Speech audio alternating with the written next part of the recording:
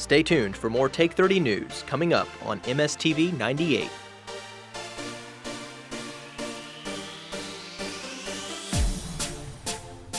A popular artist has canceled his visit to the Magnolia State.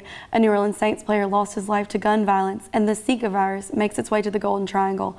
Welcome to Take 30 News.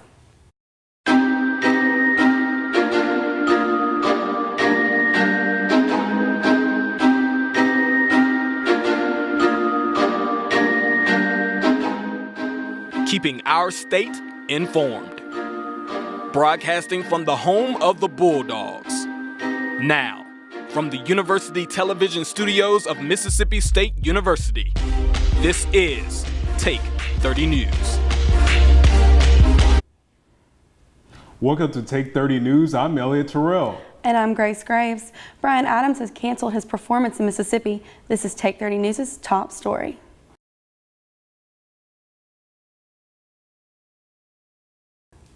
Rock singer Bryan Adams announced he is canceling his show in Biloxi, Mississippi due to his disapproval of House Bill 1523. He announced in a statement Sunday night that he cannot in good conscience perform in a state where certain people are being denied their civil rights due to their sexual orientation. Adams asked his fans to help push for a repeal of the new law. He wrote on Facebook, "Using my voice, I stand in solidarity with all my LGBT friends to repeal this extremely discriminatory bill. Hopefully Mississippi will right itself and I can come back and perform for all of my many fans. I look forward to that day." End quote. Supporters of House Bill 1523 say it offers protection for Christians who hold sincere religious convictions about marriage and gender roles. The new law will go into effect July 1st. A peaceful protest against the controversial Religious Freedom Bill, or HB 1523, took place this past Tuesday. Students and faculty showed up to voice their opposition to the recently passed bill with protesters and flags in hand. The demonstration provided laptops for students to sign a petition against HB 1523. The bill claimed that it promotes discrimination and is detrimental to the state's future. Bailey McDonald believes there is a hope.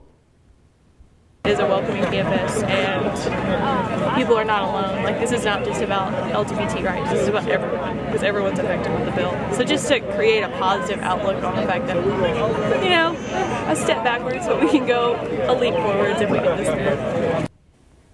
A teen was murdered in Clarksdale, Mississippi this weekend. Mason Howard, 19, was shot in his home in the 900 block of Cherry Street. The suspect shot Howard around 1:15 in the morning. He was then rushed to the hospital and flown to Memphis, where he died a few hours later. The police believe an argument led to the shooting. The suspect is in custody and the police are continuing to investigate. Missing Noxubee County man William Daniel Wells was found deceased. According to the Noxubee Sheriff, Wells was located Sunday just a half a mile from his home. His friends and family remember him as a smart, kind man who kept to himself.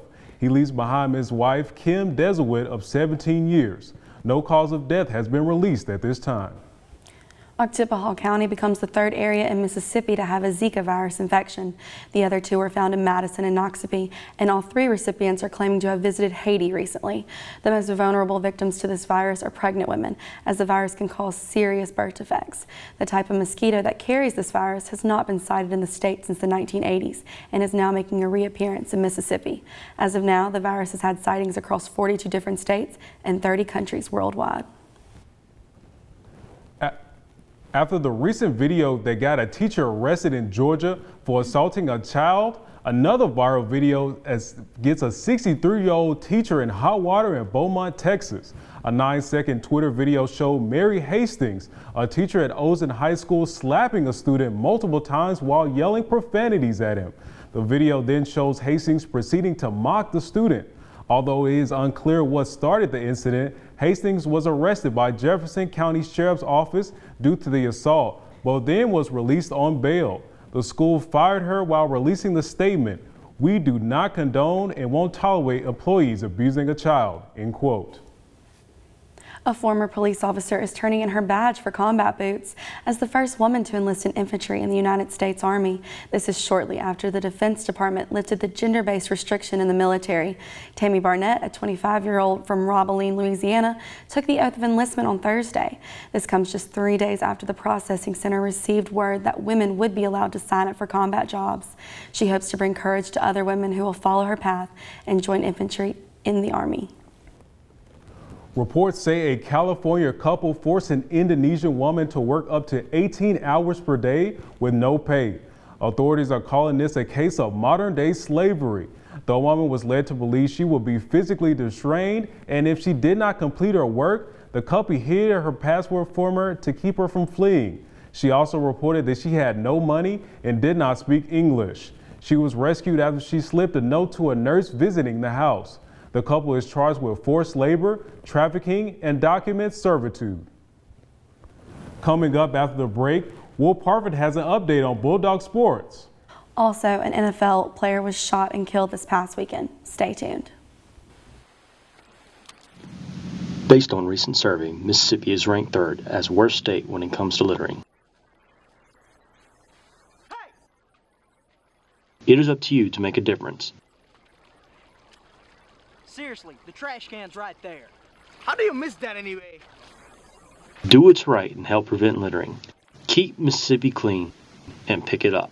1, 2, 3, cigarettes, 4, 5, 6, packs, 10, 15, 20 milligrams of nicotine per day. Yellow, teeth, bad breath, disease, cancer, repeat. Until bam.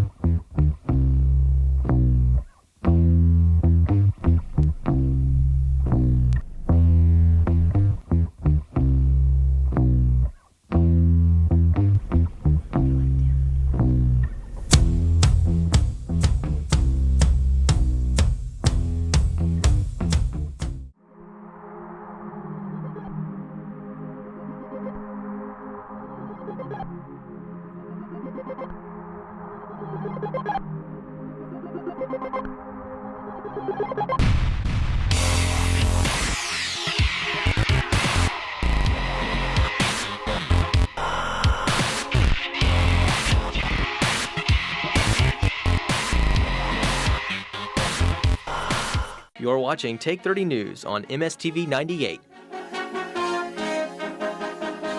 Stay tuned for sports coming up next.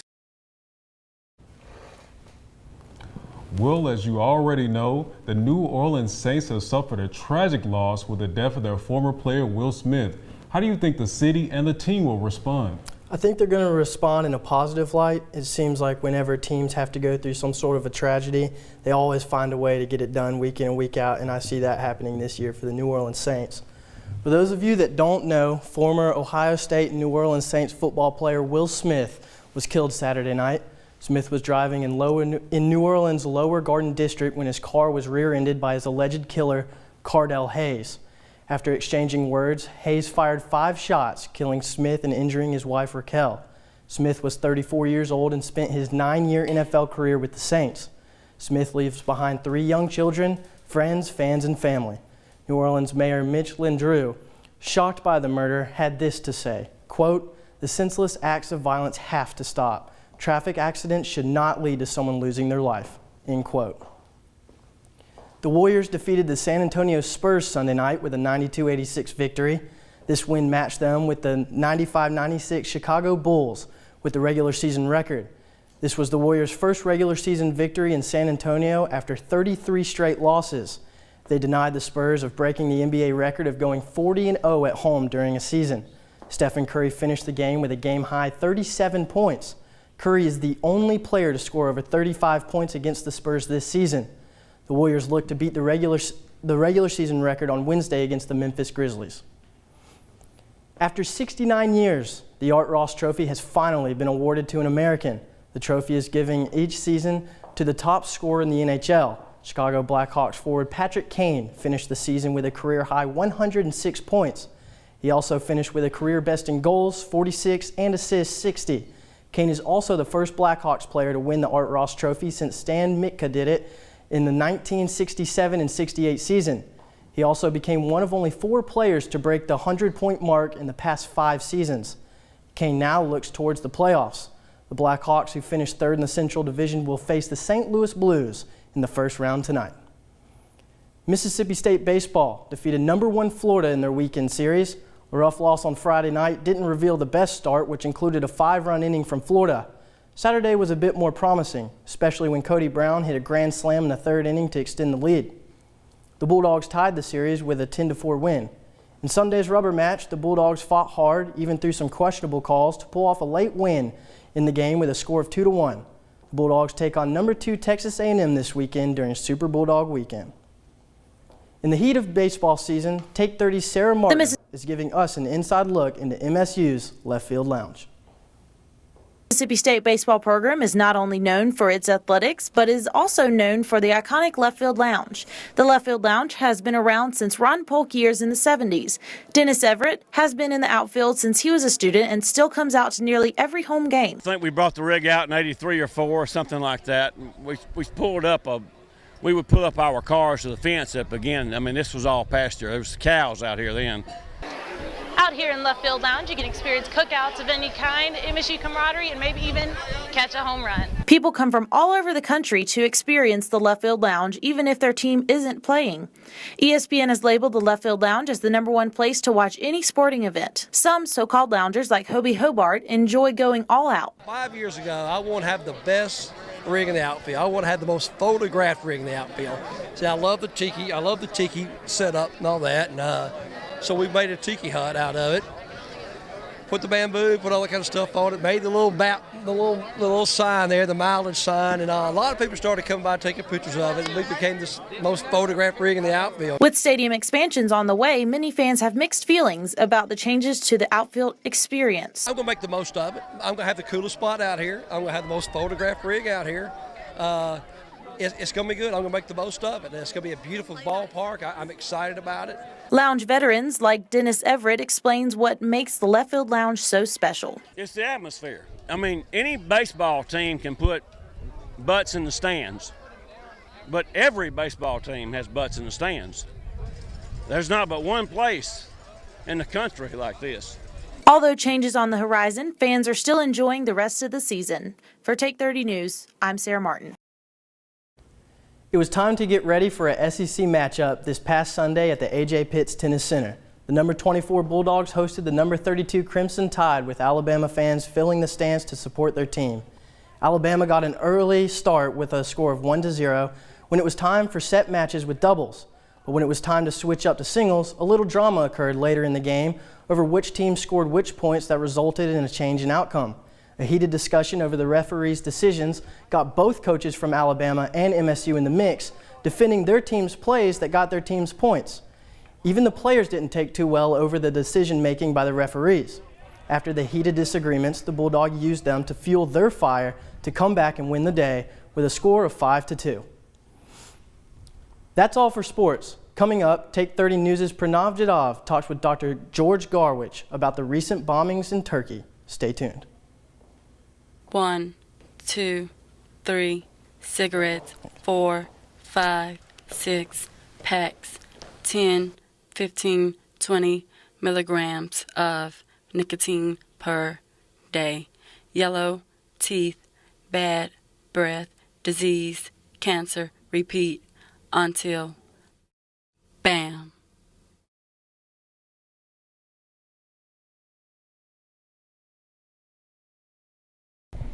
Imagine not having a home, or a clean place to sleep, or someone to rely on.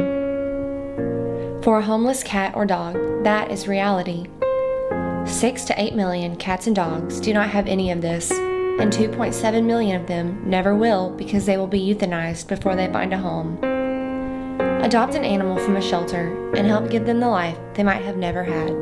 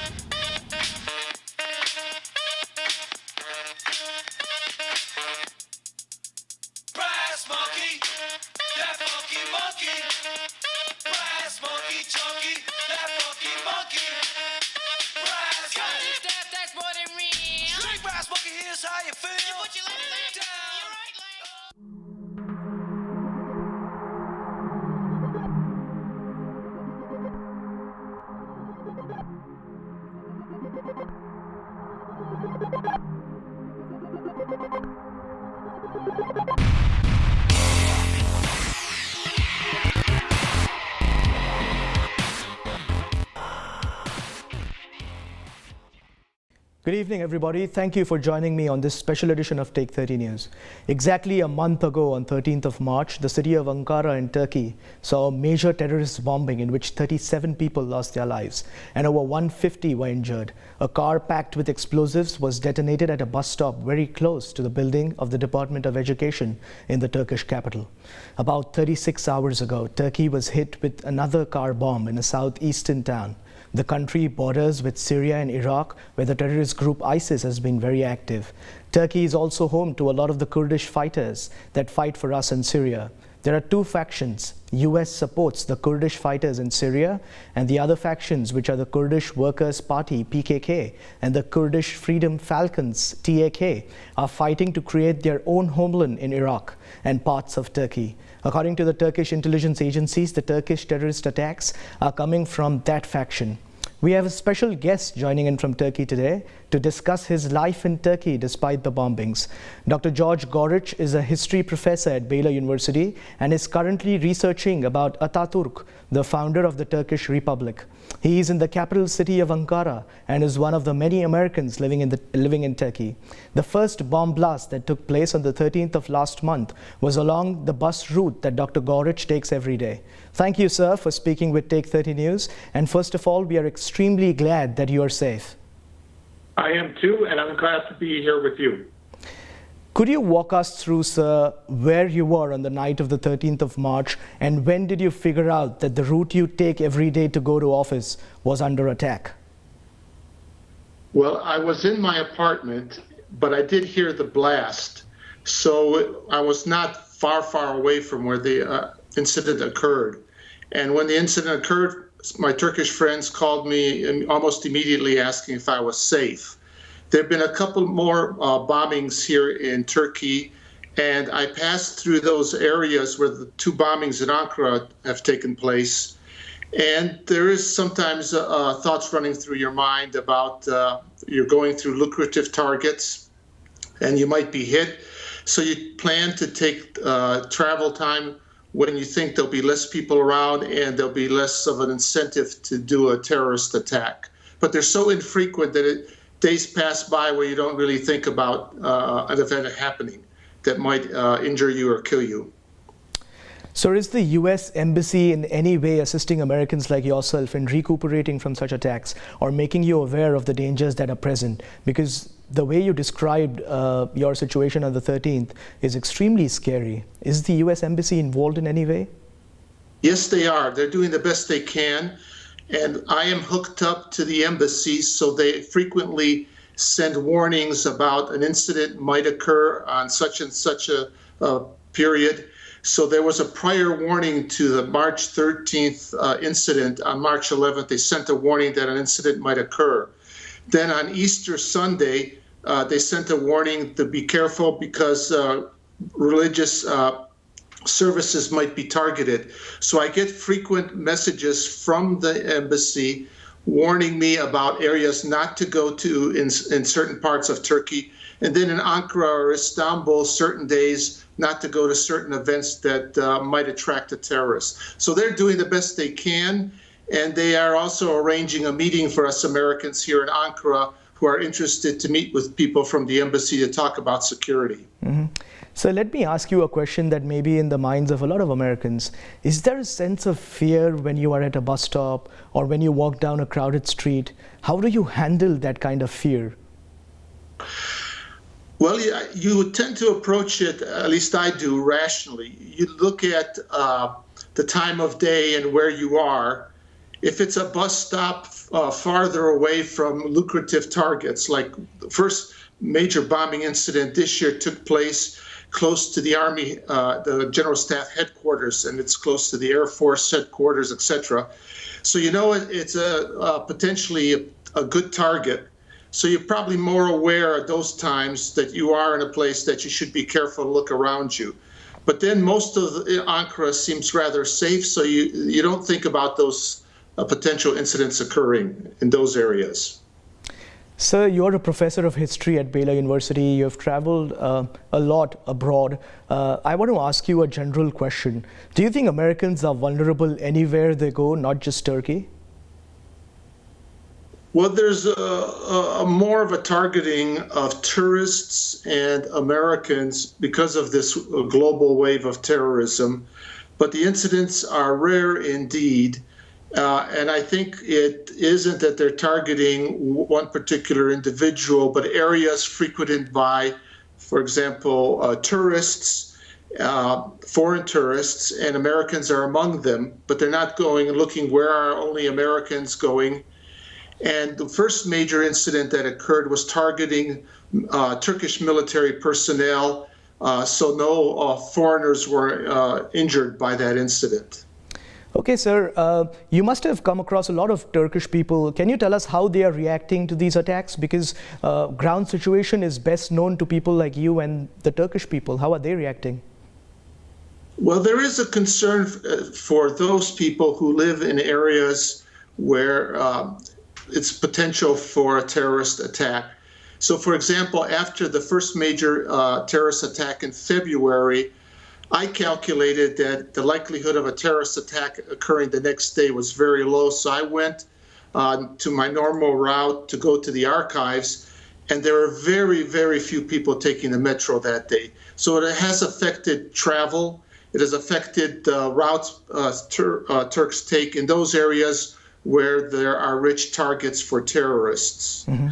And there is a good deal of anxiety here because there is an awareness that this thing can escalate, and the Turks have not had really suicide bombings until recently, so it's a new phenomenon for them. Mm-hmm. Dr. Gorich, thank you very much for speaking to Take 30 News. We hope and pray that you remain safe, and best of luck for your research in Turkey. Thank you very much. You're welcome.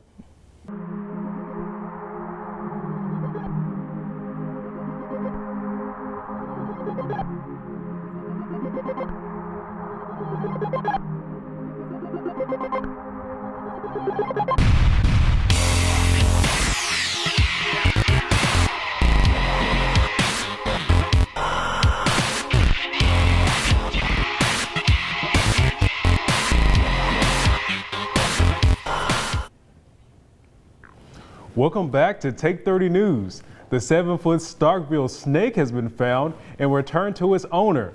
On March 13, Starkville police announced that a 7-foot red-tailed boa constrictor went missing from a home near OCH Regional Medical Center.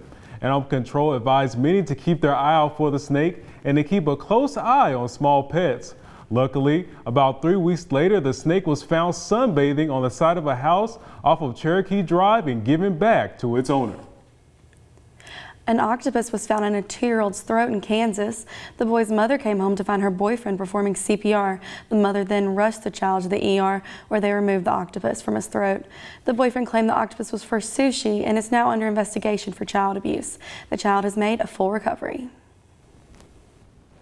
The popular Starbucks chain is gearing up to launch their new rewards program that some customers are not happy about. Formerly known as Starbucks Rewards, this new system will be based on how customers spend their money and how often they make purchases. This means that for every dollar you spend, you get 2 points.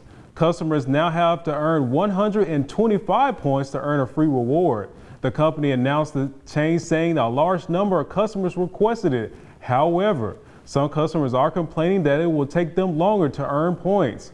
Other companies, like American Airlines, have also implemented similar programs. The MSG Blood Drive is on campus this week. The I Bleed Maroon Blood Drive is in full effect this week. So far, over 60 MSU students have donated. And as you can see, I've done my part. Students are eager to participate in the week-long blood drive sponsored by United Blood Services, an organization that provides blood to hospitals and communities from Mississippi to California. The Golden Triangle is an area that is in constant need of blood donations. Caroline Pugh, the donor recruitment representative for United Blood Services, offered encouragement to people shy about donating and described the significance of their contribution. Donation is very important. I can certainly understand when people have never given and they're a little squeamish and afraid of needles. We'd be worried about them if they weren't afraid of needles. But you have to overcome that and understand how important it is. We need blood. We never have enough blood in our area. Every 2 seconds, someone is in need of blood in the United States. Every year, about 1,000 children are born with sickle cell anemia and require lifelong blood transfusions. One MSU student expressed the impact donations can make. 30 to 45 minutes of your time can help 5 people and save lives and just make a big difference. Last week, Starkville police responded to a suspicious person at the Holiday Inn Express and Suites on Highway 12. The Starkville police decided to try a routine traffic stop to investigate the driver. As police tried to stop the suspect, it led to a high-speed chase down Highway 12 onto Highway 182. With the help of Oktibbeha County Sheriffs, 25-year-old Cortez Robinson was arrested 4 miles from where the chase began in front of the Microtel Inn on Highway 182. Washington, D.C. police are investigating a break-in at a Five Guys restaurant last Friday. But what makes this break-in unique, instead of money being stolen, the suspect decided to cook himself a burger and help himself to a drink. He then stole a bottle of water before leaving the restaurant. A suspect has not been identified, but police do have the security footage of the unique burglary. Thanks for watching Take 30 News. For more top stories, please follow us on Facebook and our Twitter pages. Have a story idea? Email our Gmail account, take30news@gmail.com.